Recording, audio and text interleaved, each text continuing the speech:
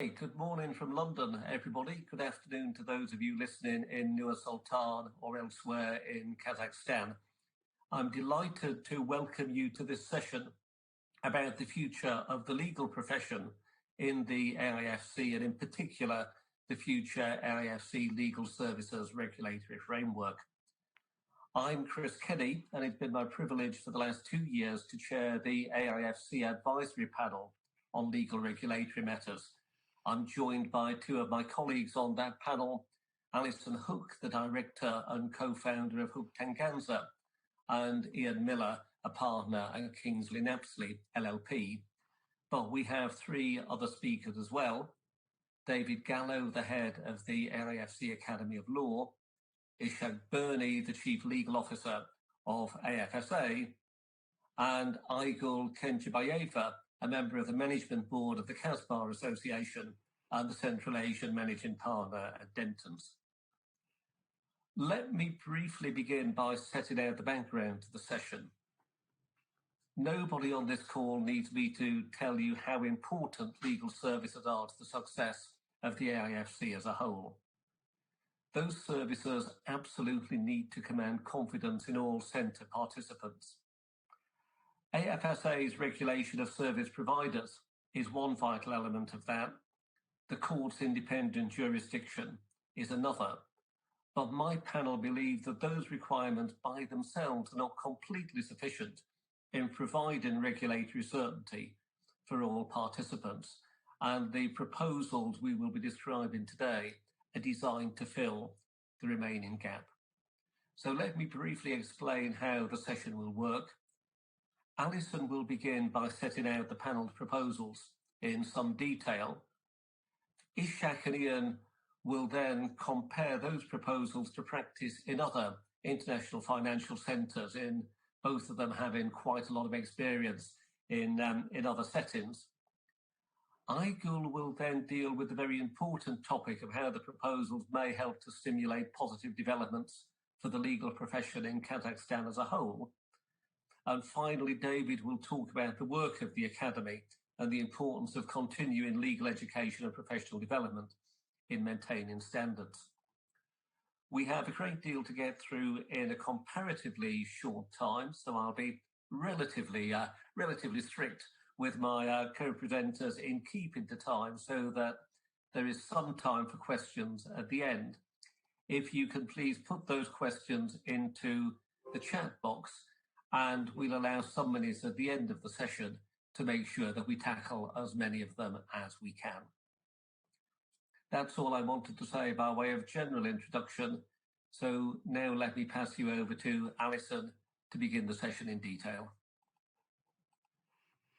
Thank you, Chris. I'm just going to share my screen as soon as I'm allowed. Mehdi, are you going to allow me to share my screen? Well, while that's happening, let me just begin by reiterating what Chris just said, that the important thing for us is to ensure, as a legal panel, has been to ensure that what we do in relation to legal services and legal services regulation is designed to enhance the financial centre. What I want to do this morning is to just run you very quickly through the regime that we have proposed. And I am now in a position to be able to share my slides. So let me do that because that will help. Okay, let's kick off properly. Here we go. Come on. Right, so in order for the AIFC's ambition to be realised, what we wanted to do was to help to create a legal regime that really built on confidence, that created, sorry, this is really annoying.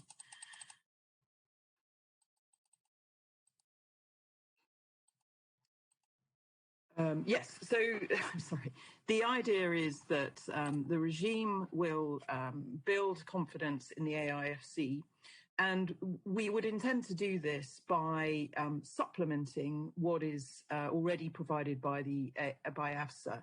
AFSA already provides a very comprehensive and world-class regime for ancillary service providers, which would include legal service providers. But we are conscious, particularly from experience of other jurisdictions, that there is still the possibility for some gaps, and that is also created by the fact that there is a wider Kazakh regime that can create some uncertainty for international lawyers about the regime that covers them when they practice in the AIFC. We're also conscious that international organizations such as FATF, which determine AML, anti-money laundering requirements and standards for international regimes, also increasingly want to see separate regulation of lawyers, because they're very conscious that lawyers around the world have their own different jurisdictions, have their own core legal obligations, ethical obligations, which can sometimes conflict. And therefore, it's quite important to have a clear, transparent regime that applies for each jurisdiction. We're also, and this is where Aigoul will comment further on this, we're also very conscious that the AIFC legal regime has to be one that supports the promotion and development of Kazakh lawyers and allows them to participate in the AIFC, and for it not to exist as a separate entity for playground for international lawyers, which somehow excludes Kazakh lawyers. So all of this is what we've tried to do in a very simple regime for legal services regulation. And how this is proposed that this will work, because remember, this is still a proposal at the moment, is that we would see the regime applying to individuals. So, as I've said, the AFSA already provides a very comprehensive regime for entities. So this would enable individuals to be regulated as lawyers, but it would be done on a voluntary basis. But by registering as a legal advisor or legal counsel, you would be putting yourself in the position where you are clearly signalling to international investors, to other participants in the AIFC, that you are adhering to international best practice or international standards. In order to register, an individual would be required to meet a fit and proper test, which in general terms would mean that as a lawyer, they would be expected to demonstrate that they were in good standing with their home bar, if regulation applied in their home jurisdiction, and that they held adequate and appropriate professional indemnity insurance. And this would be designed really to fill gaps rather than to complicate or replace existing indemnity regimes that lawyers might be subject to.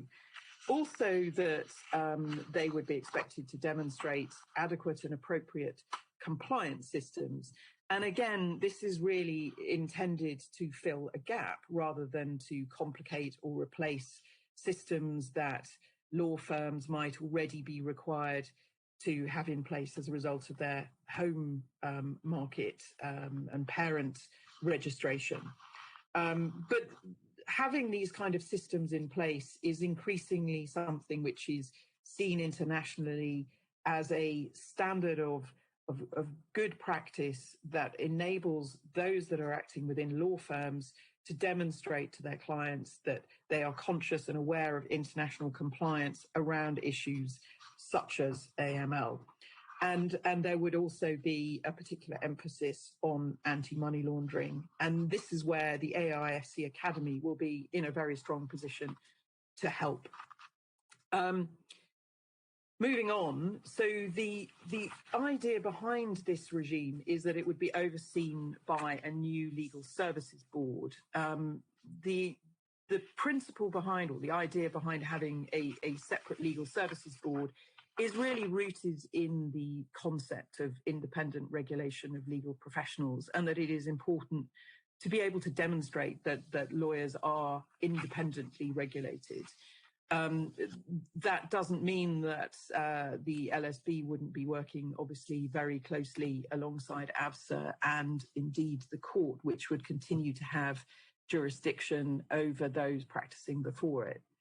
But the idea behind the LSB is that it would set expectations within the AIFC that those who were registered as legal advisors and counsels and who were undertaking transactional work would be acting with independence and integrity, that they would be maintaining proper standards of work, which would be demonstrated through their compliance arrangements, for example, that they would be acting in the best interest of their clients and acting with independence and keeping the affairs of clients confidential.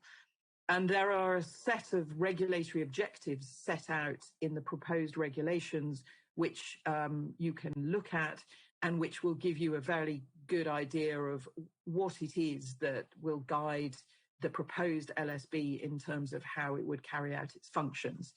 Broadly speaking, its powers would be, as set out at the bottom of this slide, to adopt rules, to monitor and supervise, respond to complaints, promote education and training requirements, set fees, and indeed to waive any of those requirements. And the proposed regime, it's intended would be, as I've said already, is voluntary, but it would initially roll out in a very light touch way. So the intention initially is that there will be no fee for registration, but that it would gradually build up to create a sense of confidence and a sense that there was a place within the AIFC where standards relating to lawyers resided. So I'm conscious of time, so just quickly finishing up. The idea behind the ALSB and the proposed regime is that there is good regulation which would strike an appropriate balance between building confidence and supporting the development of the AIFC, but at the same time ensuring that the AIFC lawyers and those practicing within it as legal advisors are seen as meeting in internationally accepted standards for lawyer conduct, and that there would be a body behind it which would exhort and encourage adherence to those standards. And I hope that this would, in particular, create a platform for Kazakh lawyers to engage in AIFC business. So, Chris, I'll stop there and let others move on to their contributions. Alison, that's great. You've given us a really good sense both of the objectives of what we're proposing, but also some of the details on how it might work in practice. So now over to Ishaq and Iain, who will be able to situate the kind of proposals we're making in the context of practice in IFCs more generally. Thanks, Chris. When I recently arrived about 2 months ago at the Astana Financial Center, I was very pleased to learn that Iain had been involved in reviewing the proposals here, because Iain and I have a dark past in the sense that we've done this before at the Qatar Financial Center. And I thought it'd be very useful to compare the experiences of those financial centers because I think some of the considerations are quite relevant. While I've spent most of my life in financial services regulation and other complex matters, I did set myself up a challenge in life once by trying to regulate lawyers, which I think is a far bigger challenge than any other profession, really. And while Behboud puts the slides up, when we scanned the financial centers, why in particular we chose the ones that we're talking about today, is because we thought that there were some certain similarities, perhaps, between the way that the Qatar existing context was compared to Kazakhstan. In Dubai, the regulation comes mainly from the courts side. They have two codes out there which regulate, legal profession, and for quite a few years, there's been a code expected from the state authorities as well. In Abu Dhabi, the ADGM, the financial center over there, regulates the law firms. However, the profession, is not regulated yet. However, I understand that they are in the process of considering proposals for developing a code over there as well. So in Qatar, the context was such that, the rights of admission were limited to people of Qatari nationality. There were limited local number of players, and the local association was quite fragmented. It had limited membership. And in fact, just prior to the introduction of the code over there, it had been not operational for quite a few years. Then came the financial center, and 24 international law firms arrived in Qatar, people from different nationalities, different cultural backgrounds, different licenses.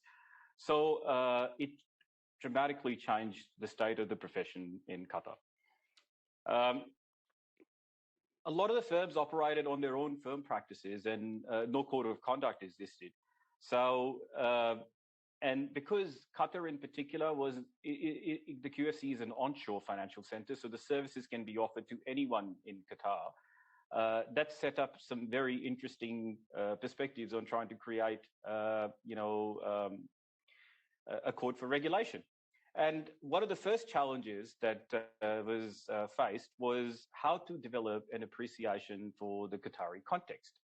So in that regard, I'll pass on to the next slide, and I'll get Iain to talk a bit about how in particular the Qatar context or an appreciation for the local culture was built into the code.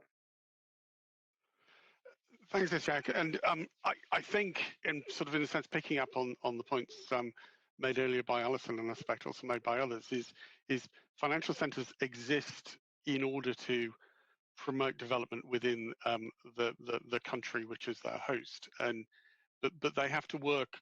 Context is everything, and they have to work together with what exists, and also encourage and develop those issues. So in Qatar, where we got to in terms of how that fits in the local context was on the one hand, the purpose of the scheme was, of course, to uphold the reputation of the QFC and ensure that lawyers behave in a way that does that, but also the wider context of promoting the credibility and confidence in the legal profession of Qatar, and also respect for the culture and values of the state of Qatar. So effectively, it's not creating some silo in the middle of Qatar. It very much interrelates backwards and forwards, particularly in the onshore context, because it has to sit within the wider legal profession. So that is, in a sense, how we reconciled those two things. And if I hand back to Ishaq. Yep.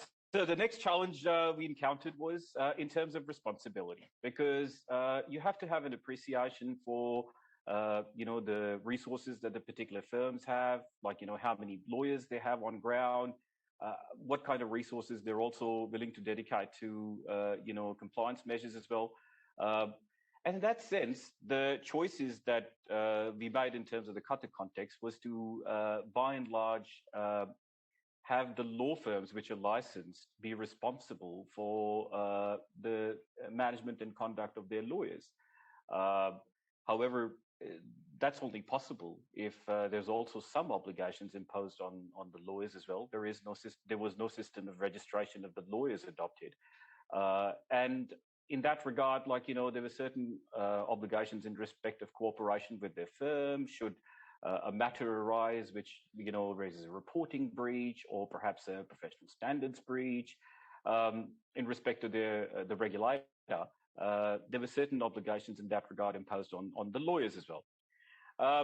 Now, in that sense, Iain, is there any particular comments on who should be responsible and some of the considerations that we should take into account when putting together that division of responsibility? The issue of who is regulated is a fascinating one in the legal services context worldwide. So almost all legal professions in just about every jurisdiction regulate individual lawyers, And the origin of the regulation of lawyers generally comes from that sort of guild club arrangement whereby people get together, they form a group, that group gets recognised by the state as providing particular services, and individual regulation is the predominant model for the regulation of lawyers worldwide. So, I mean, very clearly, for example, in the States where lawyers are regulated on an individual level, notwithstanding the fact that there are some huge US law firms which are technically unregulated, and their state bars look through them to the individual lawyers involved. Some jurisdictions have now started to look at entity regulation as recognizing the reality of law firms, that if you have a large firm, it's actually the firm that regulates its own lawyers, it sets up the systems and processes, it has the culture, or at least controls the culture and the behavior of those individual lawyers. So is it better to regulate at the entity level, which mirrors in a sense the financial services regime in most jurisdictions, but also might be more effective in terms of encouraging behavior. And so in the Qatar example, effectively it's probably at one end of the spectrum in that it has a solely entity-based regulation, but places a code on the individual lawyers as well, albeit through their firms, and leaves it to the firms to regulate their own lawyers. So it's a very interesting example of that approach. Yeah, and a very interesting aspect of that is that you also have to develop an appreciation that law firms' offices, for example, a firm's office in New York might look quite different to the same firm's office and who constitutes or who makes up that office in a Middle East context. So, and in that sense, like, you know, when you started surveying the market, like, you know, an interesting aspect was that people were admitted in different jurisdictions, people had different cultural backgrounds. A person who, for example, was first admitted in Zimbabwe or in Philippines might have, they still have their practicing law certificate as well, might have very different requirements to their law society compared to someone who was admitted in UK or somewhere else. So in terms of laying down a schema of, like, you know, the different codes that people are subject to, that was also another challenge that we faced. And Iain, perhaps in one instance in particular, you'd like to talk about the concept of a firm being able to, from their principal jurisdiction, be subject to some of the requirements. For example, an English firm has law society obligations in UK, and how that fits into the schema as well. Well, exactly, because I mean, one of the considerations which, you know, both in Qatar and indeed in AIFC is quite a lot of the overseas lawyers. I mean, there are other obviously local Kazakh lawyers who will want to practice as well, but are already regulated. And on one level, it should be relatively simple that if something goes wrong in say Qatar, the QFC could then notify their home regulator, and it will be dealt with.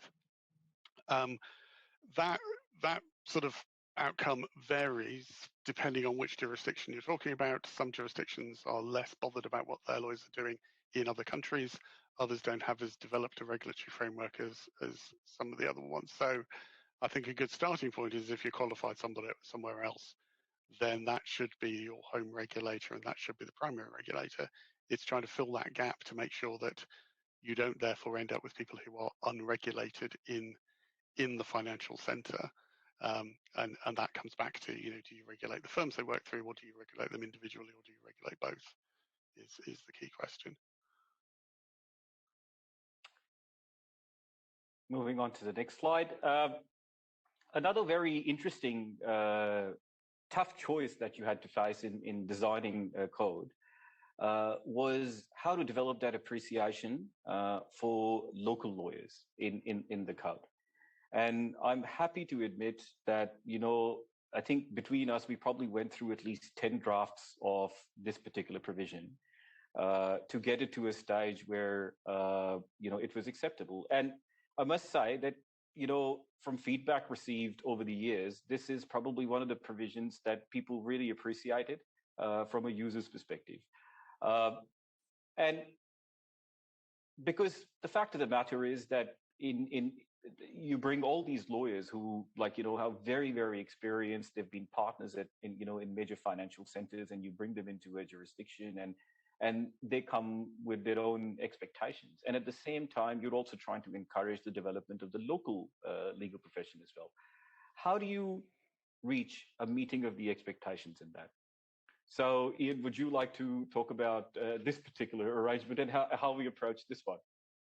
Well, we've set out in that sort of second bullet point the wording of how it was achieved in Qatar, which was encouraging Qatari nationals to become members of a legal professional body, but if they didn't, then they would adhere to the professional standards within the QFC. And this comes back to the issue that Alison touched upon, and indeed I mentioned at the beginning, is we are not creating a silo. What we've got to do is encourage Kazakh lawyers to become involved in the AIFC, and not to put up barriers that prevent them from doing so. And that, in a sense, this was a Qatari solution, but it's an important part of the scheme that you make sure that there is that cross movement between domestic and financial center practices. Okay, so moving on to the next slide, I mean, the key point that we wanted to make is that reporting to regulators is another matter that needs to be addressed in the consideration of a court. You may choose to impose such obligations on the firm, or you may like to bring, the individual lawyers into it. Now, in the interest of time, moving on to the next slide, one particular issue, which I think is extremely important, and I wanted to invite Iain's comment on that, is to make sure that you do a mapping of all your relevant stakeholders at the start, and also keep in mind as to at what stage you'd like to engage them. Because this is very important to both the adoption of the code and also seeking relevant comments at appropriate times as well. Iain, is there any comments that you had on that matter?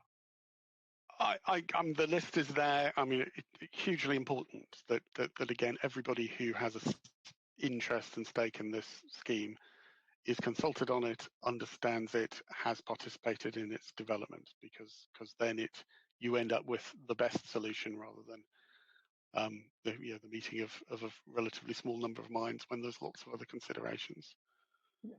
And a choice of forum at which to go public on is also very important as well. I mean, in our case, we've chosen the AFD, and in other cases, for example, the International Conference for Legal Regulators might come in there as well. Okay, last point that we wanted to make is that, we had a look at, moving on to the next slide, the Dubai context as well. And we thought that, we'll just be focused in our comment on that, is that in Dubai, the industry was much more developed than in Qatar. There were some large regional players who were regional powerhouses, and then you also had some international lawyers present there as well. So the context was a little bit different in Dubai when the financial center was set up. So given that background, there were some different choices that were made. In the national code over there is still expected. I think it's been in drafts, over the last couple of years at least. But the DIFC courts have taken the lead over there and issued two codes that, largely govern the legal profession. So slightly different approach to legal regulation. But one point in particular I wanted to refer to, Iain, was how they approach the ceasing to act when you have a conflict matter. And that raises the issue of whether you should adopt a prescriptive approach or whether you should adopt a principles-based approach, or whether there's some matters that need to be prescribed a little bit more than what the principles say. So, Iain, if I could just invite your comment on that on the last slide of this presentation. Well, indeed, and I think, again, another central issue around regulation is do you have principles that people follow and then have a more nuanced response if there is an issue that arises, or do you have much more hard-edged, you do the wrong thing and then automatically you're in breach. The Dubai system is more that sort of latter approach in terms of conflicts, but my personal preference, I think, is to principles, because I think that allows more flexible regulation that can be supplemented with guidance if needs be, but at least doesn't end up with an outcome that doesn't reflect what has actually happened. Thank you very much, Iain. And with that, I hand back to Chris. Over to you, Chris. Okay, Ishaq, Iain, thank you for that. That's very unfair to have one of the most complicated questions on any form of regulation thrown at you with about 30 seconds to answer, Iain. I thought you did manfully in the circumstances. But hopefully important lessons there to show how the proposals Alison's outlined fit with emerging practice elsewhere, but also just to reiterate the amount of care the panel has taken in our engagement with the various stakeholders around the AIFC and in wider Kazakhstan, because, as Alison said, encouraging the profession in Kazakhstan to work in the AIFC has been one of the key priorities we've attempted to enable in our proposals. And I'd now like to invite Aigoul to say a little bit more about that, but also about developments within the wider Kazakh jurisdiction as well.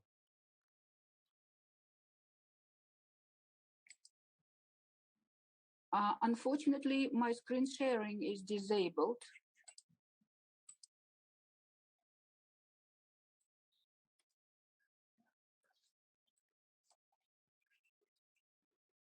Okay, I will try. I will start, and then maybe we can share the screen. First of all, I would like to give a little bit background of where we are in Kazakhstan with regulation of legal profession and the role of AIFC in that. I would like to say that it is generally accepted that a fundamental judicial reform was needed to improve the situation with the rule of law in Kazakhstan. Such reform has been started in Kazakhstan at the direction of the president by the Supreme Court and the High Judicial Council. However, it was not enough to provide this reform in a short period of time. Therefore, it has been proposed that AIFC could contribute to the reform directly and indirectly. So this is what I see, that AIFC can contribute a lot to our judicial and legal reform. And in this, we see a big help to the country. It can contribute directly, as I understand, through AIFC Court and International Arbitration Center. These two dispute resolution institutions take jurisdiction over a number of categories of cases, and by doing so, they do not only offload the general Kazakhstan court system, but also resolve the issues of Kazakhstan law and create precedent and demonstrate the international standards for dispute resolution. However, not least important is indirect contribution of AIFC that it could extend to Kazakhstan's system of justice. And this indirect contribution is related to regulation of the legal profession, and not only in courts, but also in general transactional work. This is what we are discussing right now. Of course, regulation of the lawyers working at AIFC is a prerequisite of proper functioning of AIFC itself. Companies, investors registered at AIFC need to be sure that lawyers are properly regulated. And Kazakhstan legal profession could benefit from this as well.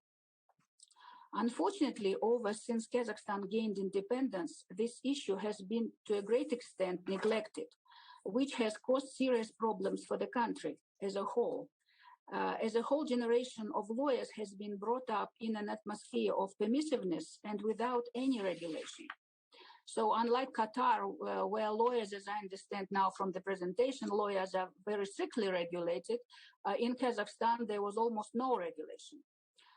And lawyers, advocates were regulated by special law, but the law was not adequate to encourage advocates to conduct themselves as a part of the justice system. So this is our problem that we're facing right now. Lawyers generally conduct themselves as not a part of the justice system. They conduct themselves as if they are enemies to the judges. And this is not a very good outcome. Reform of regulation of the legal profession was undertaken in 2018.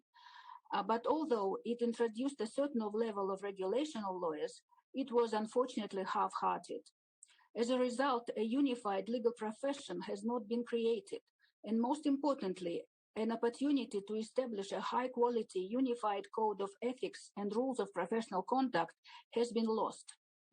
The events of the past year, when the legislator attempted to impose certain unjustified restrictions on lawyers, showed that regulating lawyers will not be easy, because lawyers, as I said, they felt that they are allowed to do anything they want. So now it will be very difficult to impose regulation on them in accordance with international standards.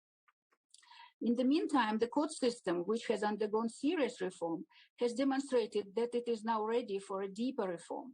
This reform should involve introduction of the concept of the duty to court for the professional representatives in court, and transformation of the role of lawyers from pure defenders of their clients into officers of the court. This transformation would, of course, also require a change in the attitude of the judges to the lawyers. This concept was discussed at a meeting of the Supreme Court's International Council just on the 4th of June, and it received a full support of both the Council and the Chairman of the Supreme Court. Work in this direction is underway. Hopefully, this reform will be instrumental in not only elevating the legal profession to higher standards of professional behavior, but most importantly, it would promote Kazakhstan's rule of law to a higher level. This reform requires deep understanding of the concept of the duty to court and the importance of high standards of professional conduct of lawyers. The proposed AIFC legal services regulation that we are now discussing would definitely have a significant impact on lawyers' understanding of their mission, role, and status, as those who would like to work under AIFC would have to strictly follow these rules. But even those who would not register at AIFC would see that what really is expected from them, and their mind would start changing by looking at this real example. So I see a very big benefit for all Kazakh lawyers, not only those who are registered at AIFC, in AIFC promoting these rules, approving these rules, and showing how lawyers should work in a regulated jurisdiction.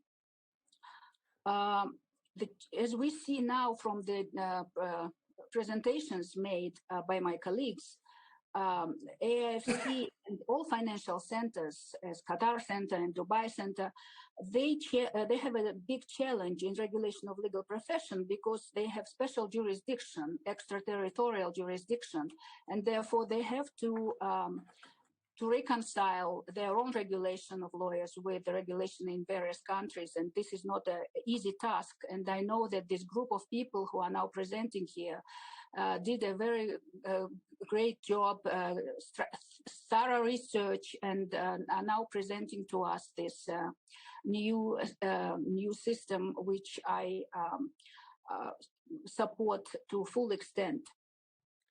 Aigoul, thank you very much for that. It's really heartening to have such clear support, and also to give a sense both of how what's happening in the AIFC can make a broader contribution to developments in the country, and also good to hear about the progress which has been made, even if very large challenges remain.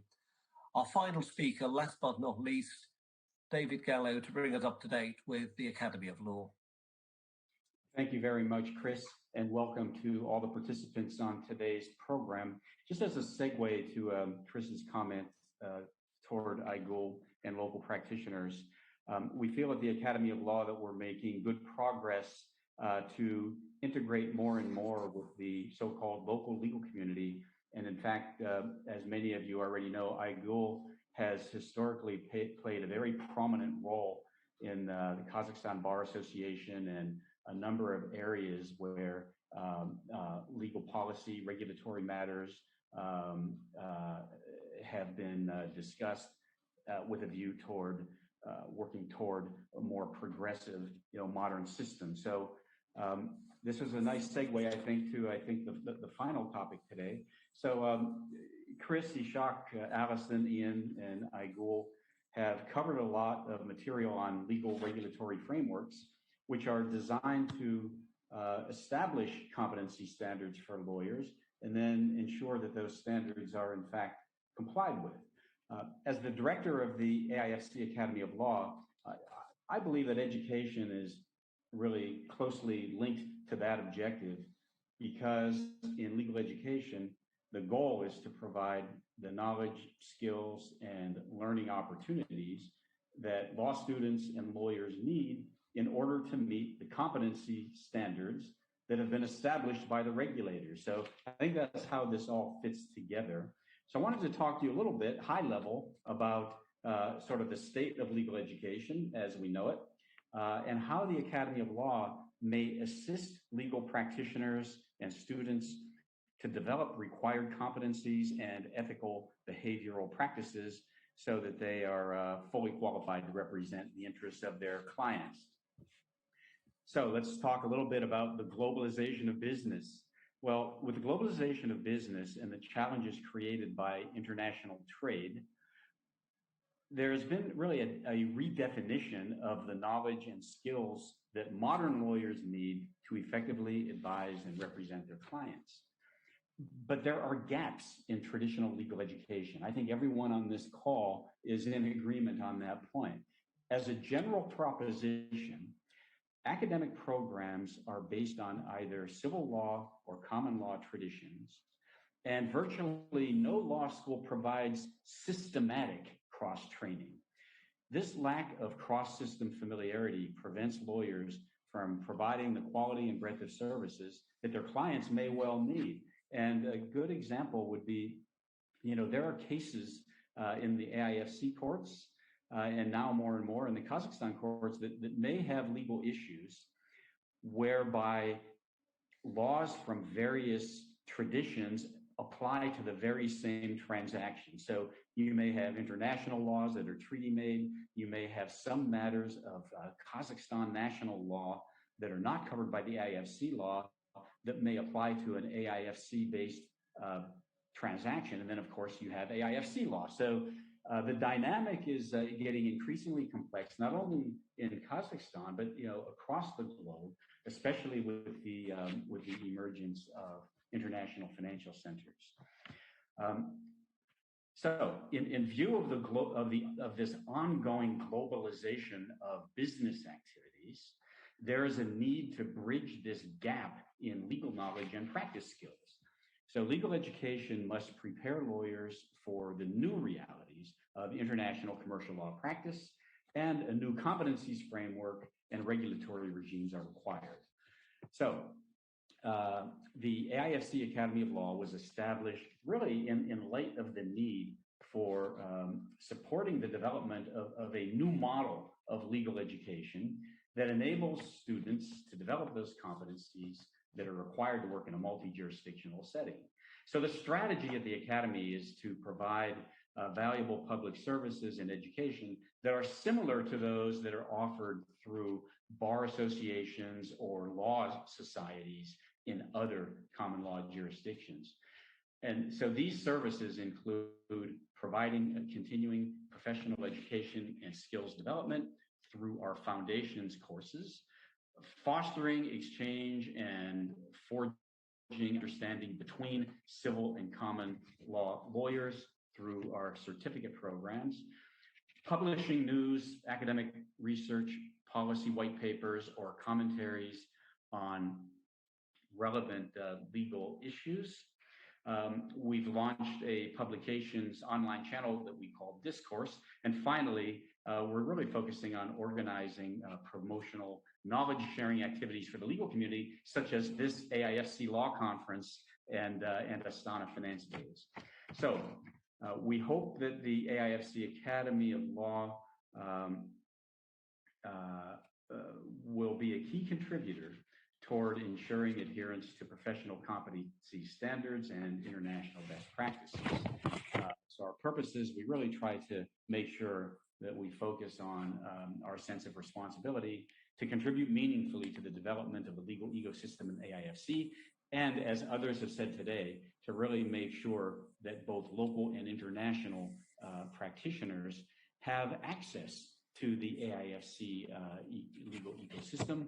So to that extent, we have learned some important lessons from other jurisdictions that have also had international financial centers. So in conclusion, I know I'm running out of time here, high level, Socrates noted that education is like a lifelong journey from the darkness of a cave to the light of wisdom. And so really it's this ongoing acquisition of knowledge that it continues to be our most noble quest, especially in the modern environment where international trade and globalization really are the dynamic that are taking us to the next level of economic development, economic and geopolitical development. That's great, David. Thank you very much. And firstly, main thing to say is congratulations on how much the Academy has achieved in a comparatively short period. I remember meeting you in Nur-Sultan in 2019 when you were a matter of weeks into the role. And the amount of activity that's been put in place over that time is really quite stunning. I've got a few questions from participants. Can I start with one to you? Question about whether the Academy is offering any courses about professional ethics. Yeah, if that was directed at me, the answer is yes. I think we affiliated with Alison, and it was one of the big companies in the UK, and the name slips me, but it's around compliance and ethics, and we did do a webinar, kind of a joint webinar with that group, and now we are rolling out not only our own internal certificate program, where one of which is on corporate governance, and that certainly includes an ethical aspect to it. But we're also working on rolling out AML compliance and other internationally recognized certification programs that certainly will include an ethical aspect to that. And finally, we've worked pretty closely, and I think as most of you know, I was at the AIFC Academy before joining here in Astana. And so working with the courts there and the codes of conduct and education programs around all that, we think was a good foundation for what we need to do here at the AIFC. And certainly we've been really pleased at the Academy internally to work with the AIFC Authority Legal Group, and of course Chris with the committee, so that maybe together we are exchanging information on developing a competencies framework, and then in any way that the Academy can support the effort of the board in making sure we provide educational opportunities to enable practitioners to meet those standards. Long response to your. That's great, David. Thank you. Let me just fling a couple of questions, Alison, in your direction. If you could say a little bit about how lawyers qualified elsewhere will be caught by our proposals, and also just say a little bit about our thinking about a code of ethics as well. Well, I mean, to some extent, we've covered this already, I suppose. But we did. I mean, the extent to which lawyers qualified elsewhere would be covered by what we're proposing depends on the extent to which, or whether they decide to register, and whether or not they decide to whether they're practicing within the AIFC. And I mean, the intention is that sort of regulation would be helpful for them, because it would clarify the limits of where the greater Kazakh regime would apply to them, because that was a concern that some had expressed to us before. I mean, in terms of ethical obligations, what we have set out in our regime is a very high level principle-based approach, which should be complementary to most international all international regimes for lawyers that I've come across, and I've done reviews of hundreds of codes of conduct, and work very closely work in the International Bar Association as well, where the kind of principles that we're enshrining in the proposed regulations are very much kind of core requirements for lawyers that should not be a problem for and create any sort of conflict of ethical.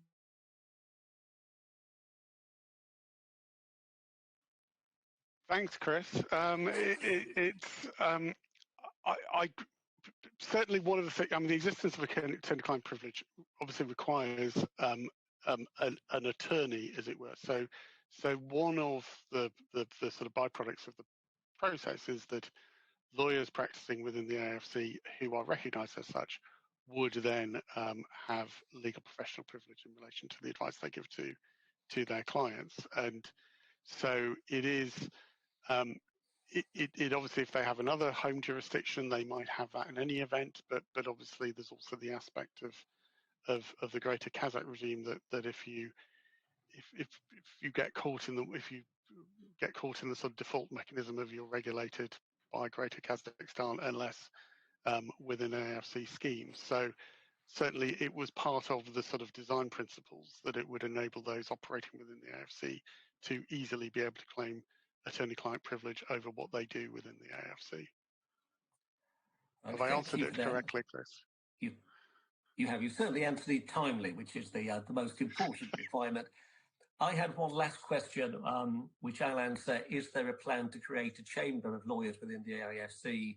No, there isn't. As Alison's presentation explained, the intention is that the regime would be administered by the Legal Services Board, working under the general umbrella of the AFSA.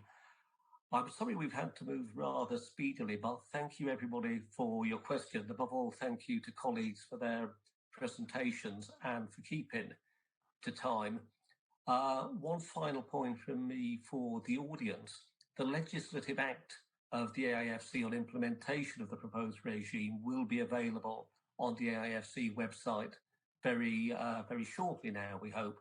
And I would encourage you to visit the website and make any comment you have, because that will then help in the final decision making with a view, we hope, to getting the proposals in place at some stage very early in 2022. Thank you everybody for your interest and attention and participation, and do enjoy the remainder of the legal days and the finance days generally. Thank you.